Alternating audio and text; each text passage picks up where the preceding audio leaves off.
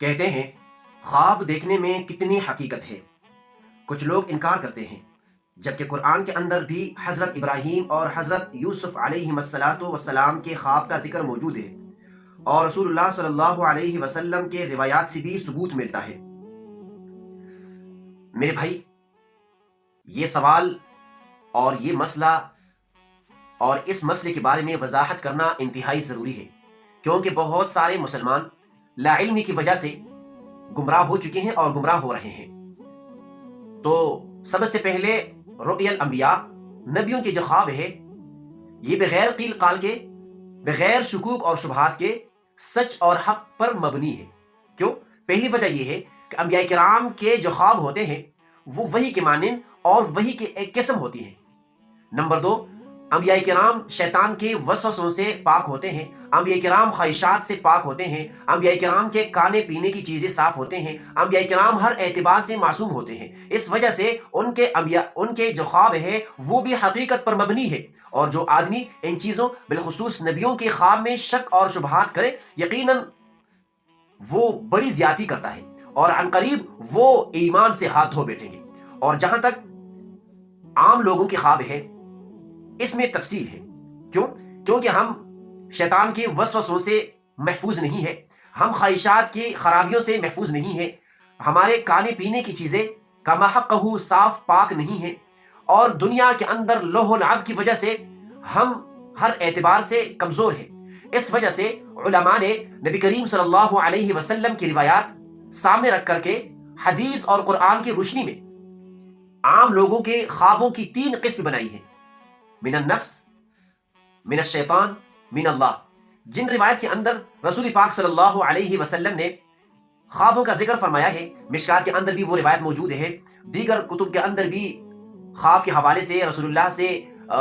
بہت سارے روایات منقول ہیں۔ تو ان روایات میں اکثر یہ ذکر ہے کہ جو خواب رات کے آخری حصے میں بندہ دیکھے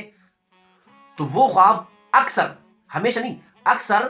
سچائی پر مبنی ہے۔ آپ آسان سمجھے، علماء نے رات کے 3 حصے بنائے ہیں، ایک شروع کا حصہ، ایک درمیان کا حصہ اور ایک آخری حصہ۔ تو جو خواب بندہ رات کے شروع میں دیکھتا ہے تو سمجھو کہ یہ شیطانی خیالات ہیں، اور وہ خواب جو بندہ رات کے دوسرے حصے میں دیکھتا ہے وہ نفس کی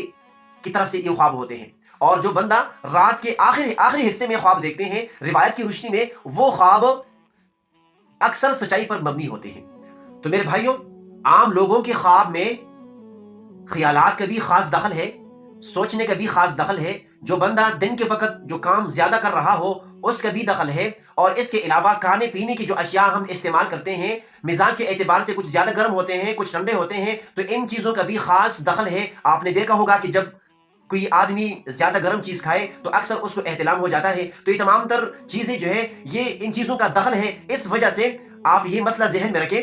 کہ وہ خواب جو آپ کو شریعت سے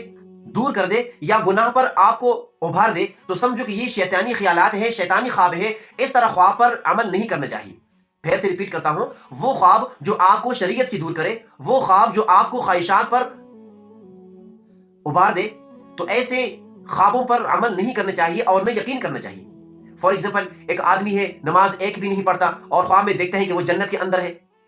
تو اب یہ شیطانی خواب ہے اور شیطان اس کو مزید گمراہ کرنے کی کوشش کرتا ہے۔ یا اسی طرح کوئی اور چیز بندہ دیکھے کہ تو فلاں کام کرے اور تمہارا یہ کام ہو جائے گا، اب وہ اس کام کرنے میں آپ سمجھتے ہیں کہ شریعت نے اس کام کرنے سے مجھے روکا ہے، پھر اس کام کرنے سے دور رہنا چاہیے، کیونکہ جہاں پر شریعت،